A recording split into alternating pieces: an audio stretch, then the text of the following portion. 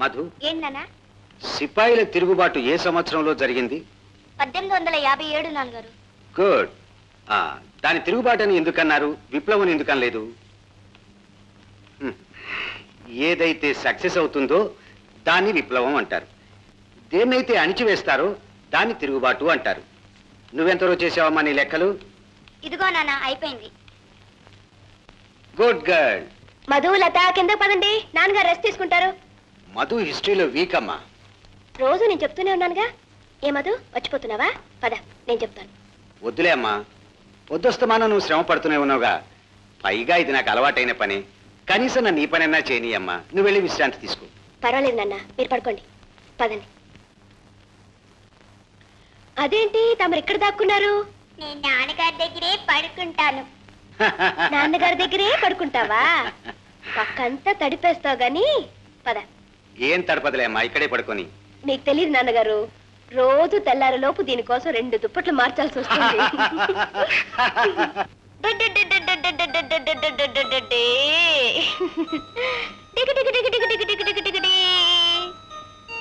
జో అచ్యుతానంద జో జో ముకుంద లాలి పరమానంద రామ గోవింద జో జో జో జో జో జో జో జో.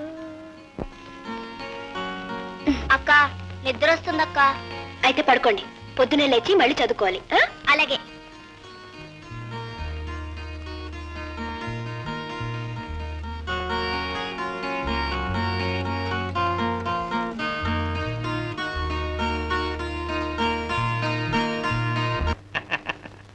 నమస్కారం అమ్మా.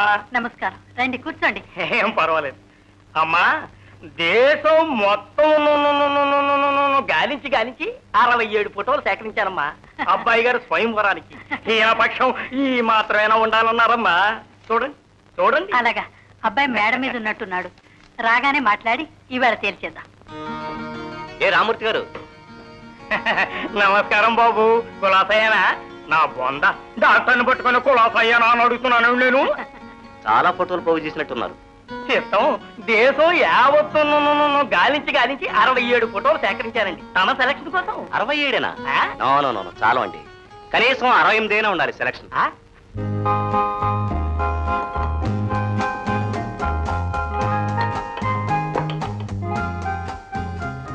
బాబు కృష్ణ, నీకు సంబంధాలు చూసి విసుగు పుట్టిపోయిందిరా నాకు. ఈ లెక్కన నీ పెళ్లి చూడకుండానే రాలిపోతానేమోనని భయంగా ఉందిరా. అవే మాటలమ్మా, ఇంకెప్పుడు అలా అనుకో. నా పెళ్లి చూస్తావు, మనవాళ్ళు కూడా ఎత్తుకుంటావు. వచ్చిన సంబంధం ఏదో వంక పెట్టి నెట్టేస్తుంటే నీకు పెళ్ళెప్పుడు జరుగుతుందిరా? చూడు, ఈ అమ్మాయి ఎంత లక్షణంగా ఉందో. అమ్మా, మొహం చూస్తుంటే ఈ పిల్లకి బ్రాంకిటిస్ హెచ్చు శాతంలో ఉన్నట్టు అనిపిస్తుంది కదా. వద్దు బాబు, ఈ జబ్బు పిల్ల మనకొద్దు నాయనా. ఇదిగో ఈ అమ్మాయిని చూడు. నువ్వే చూడమ్మా. చూడరా. ఆ అమ్మాయి మొహంలో ఏమైనా జీవకాడ ఉందా? ఓ పిల్లకి జబ్బుందంటావు, ఓ పిల్లలో జీవం లేదంటున్నావు. ఎలా కృష్ణ? ఇంతకంటే మంచి పిల్లలు దొరకరట. వీళ్ళలోనే ఎవరినో ఒకరిని ఎన్నుకోవాలి నువ్వు. అన్ని ఫోటోలు జాగ్రత్తగా చూసి చెప్పు నాయనా.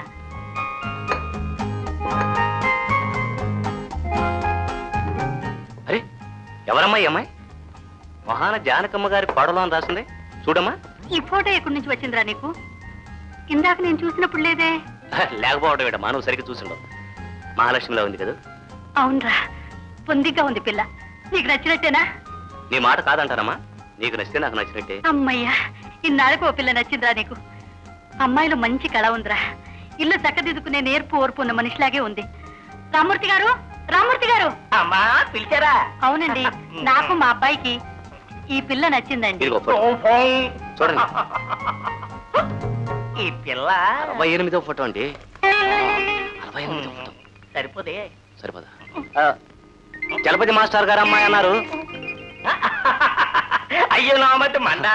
ఈ పిల్ల నాకేంటైతే చక్కటి గుణవంతురాలు, యోగ్యురాలు, మీ ఇంటికి దీపమే ఈ పిల్ల.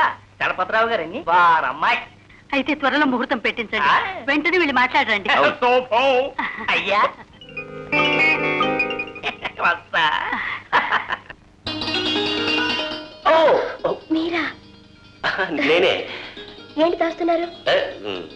ఇది మా అమ్మగారు నీకేమన్నారు? నాకా? నాన్నగారు ఉన్నారా? ఉన్నారు. ఉంటారు. ఉండక ఎక్కడ పోతారు? నమస్తే మాస్టర్.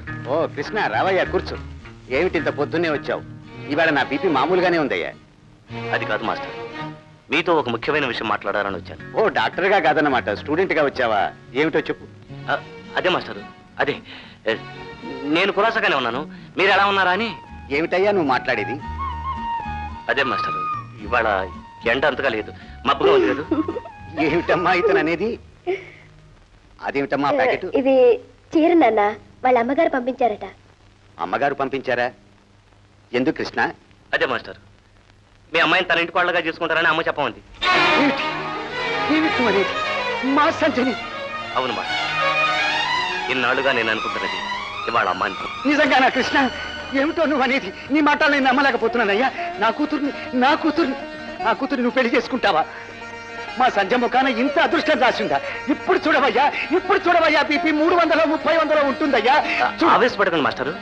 ఇది ఆవేశం కాదయ్యా, ఇది ఆవేశం కాదు, ఆనందం. నా కూతుర్ని పెళ్లి కూతురుగా చూడబోతున్నానన్న సంతోషం కృష్ణ. ఇప్పుడు నాకు 1000 ఏనుగుల బలం వచ్చిందయ్యా. నా కూతురు పెళ్లి కాబోతుంది, నా సత్యం ఒక ఇంటిదవుతుంది. నీకు ఎలా కృతజ్ఞతలు చెప్పుకోవాలో తెలియటం లేదయ్యా. చిన్నవాడి పైనా సరే నీకు చెయ్యెత్తి నమస్కారం చేస్తున్నానయ్యా. ఇదేమిటి మాస్టర్, దీవించవలసిన చేతులు? ఏమిటో నాకేమీ అర్థం కావటం లేదు కృష్ణ. పిల్లరా, చూసావా రుక్మిణి, కృష్ణ మన అమ్మాయిని పెళ్లి చేసుకోబోతున్నాడు. మన పిల్ల అంత పెద్దింటి కోడలవుతుందని నేను కల్లో కూడా ఊహించలేదు రుక్మిణి. మాస్టర్, అమ్మ సంచిని ఒకసారి ఇంటికి తీసుకురమ్మండి. అలాగా బాబు, తీసుకెళ్ళి. అమ్మా, చూసావా కృష్ణ, పెళ్లి అనేసరికి అప్పుడే తగని సిగ్గొచ్చింది. కిందికి వెళ్ళినట్టు తీసుకెళ్ళి. వస్తాను మాస్టర్.